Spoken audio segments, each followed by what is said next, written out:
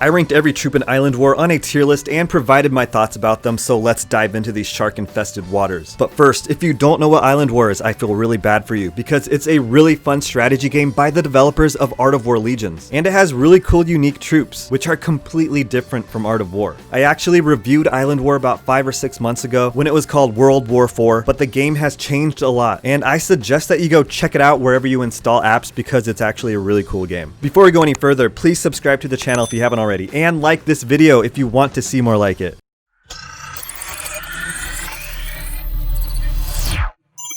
First, we have the bomber who runs in a straight line and explodes upon collision with enemy units, dealing a huge amount of damage. And that's all he does. He just runs at the enemy and explodes. He kills himself. He commits suicide. He's like a Goblikazi in Art of War Legions. And in my opinion, he takes up space. Next in the F tier, we have the swordsman. This fearless warrior relies on his bulging muscles to wreak havoc. Unfortunately, he's a scrawny boy. He has low damage and low hit points. Speaking of low damage and hit points, we have the spearmen in the E tier, who also have low damage and hit points, but they have more than the swordsman. Dwarf warriors are brave warriors that are quick and deal a lot of damage, making them ideal assault troops, and that assaults my brain just reading that. I don't even know if I read it correctly. I'll tell you what, they have really good hit points, I think, but they're pretty slow. I would rather use other troops. Next, we have the fire mage who shoots fireball that explodes on contact and ignites all nearby enemy units. I think there's a typo in there. It's decent. I mean, if you have it, I would use it, but of course I would rather use something like the airbender if I want to use a single ranged unit. Next in the D tier, we have the Arctic wolves. They're a fast creature with high damage and powerful attack that good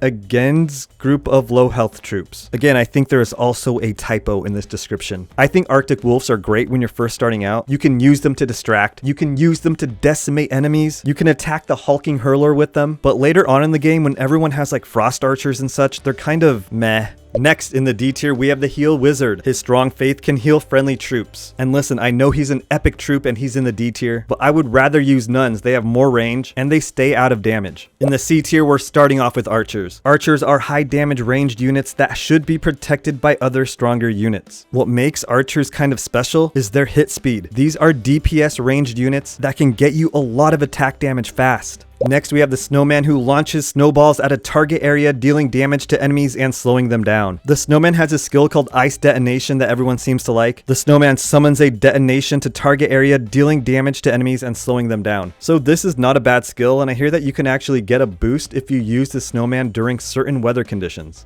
Next, we have shadow assassins. Those deathful assassins would flash to enemies back directly. That's what it says. So shadow assassins are kind of like Arctic wolves. They're fast and they'll attack quickly. However, I'm ranking them higher because they can go over walls, they can go over obstacles, and they can get on higher platforms. They're very useful. The nun's normal attack heals a single friendly force. I think that nuns are the best healers in the game because they stand out of danger and can heal friendly units within a very long range. The brawler is a slow but sturdy fighter that provides a shield buff protecting allies with low health. I think brawlers need a health boost. They need a little more health. Their hit points need to be higher. And then I think these would be really good multi-load tanks. And I know that there will be some instances in the game where their withstand shield skill will be really useful. Next, we have the berserker. During the battle rage, the berserker can act irrational and fearless. When his health drops below 50%, he becomes extremely strong. When the berserker's health goes below 50%, its attack will increase by 150%, and that stays the same no matter how much you level up the troop. Next, we have the crossbowmen in the C tier. Crossbowmen have much higher power than normal archers, and just like their description says, that is true. These are like archers on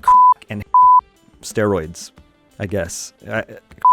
Would make them really bad, wouldn't it? And they have a really good skill that shoots 5 arrows, but their skill is all they have, and I still like archers because they're much easier to get. The last troop in the C tier is the hunting gunner. The hunting gunner lives on his powerful shotgun and his great shooting skill, so he's pretty tough and he can cause a lot of damage. His deadeye shot skill is pretty cool. You can use it to take out single load tanks. In the B tier, we have the halberdier. A two-handed weapon is a risk to wield but made up for in matchless damage output. I'm not gonna reread that. These guys are tough and they're easy to get. Everyone likes to use them at first. I'm ranking them in the B tier, but I would probably switch them out. However, they're really good early on, and I want to make that perfectly clear. Next in the B tier, we have the hulking hurler, siege troop that can deal lasting damage to the target area. This guy is tough and he can deal a lot of area damage, plus lasting damage. In my opinion, the hulking hurler is one of the best troops on defense. It can wipe out hordes of enemy troops. Make sure to keep it away from the edges so no one targets it. The Templar is a special unit that transforms into a beam of light and slashes nearby enemies. Now this guy has great damage and a great skill. His skill transforms him into light and he basically becomes invisible and immune to damage. On top of that, he also deals a lot of damage with his skill. Next, we have the Mace Warrior. The Mace Warrior's attack will increase the damage taken by the enemy. These guys are quick and can cause a lot of damage. If you fill up an entire raft with Mace Warriors, you can decimate armies. In the A tier, we have the Spear Thrower that shoots powerful spears that pierce through all enemies and barriers, dealing damage to them. The Spear Thrower is basically like a Peltis from Art of War, and it can get you a lot of damage quickly. Each time it throws its spear, its attack will increase by a percentage, so you can wreak havoc with these guys, and I personally like to pair them up with Frost Archers from range. Next, in the A tier, we have the Giant. The Giant is a sturdy unit that has a powerful area crowd control attack. The Giant is the heaviest single load tank in the game. It has high hit points, high attack, and a heavy bash skill that will repel enemies and deal damage. Use these guys to protect your other units. The first troop in the S tier is the Frost Archer. The arrows they shoot reduce the enemy's attack and movement speed, and 3 arrows will freeze the target. Frost Archers are the current meta right now. If your rafts are full of Frost Archers, you're going to win a lot of matches. And be careful of these guys on defense. They'll just keep freezing you over and over and over again and get you with high damage. Next, we have the Airbender. The Airbender uses the power of the wind to attack the enemy. That summons a gust of wind to attack the enemy in a rectangular area ahead and temporarily prevents ranged enemies from attacking. The Airbender can stop enemies from attacking. The Airbender can slow them down. The Airbender can cause a lot of damage. What can't the Airbender do? The last troop is the Frost Titan. This massive creature would deal huge damage to the enemies nearby and freeze them at the same time. And the description is in past tense. The reason why I rank him higher than the Giant is because of his skill. The Frost Titan will decrease movement speed and attack speed of nearby enemies, and every 2 attacks from the Titan will freeze enemies. So he's a really good tank that will just keep on freezing enemies. He pairs up great with Giants, but he just doesn't have as much hit points. So what stands out here is the skill.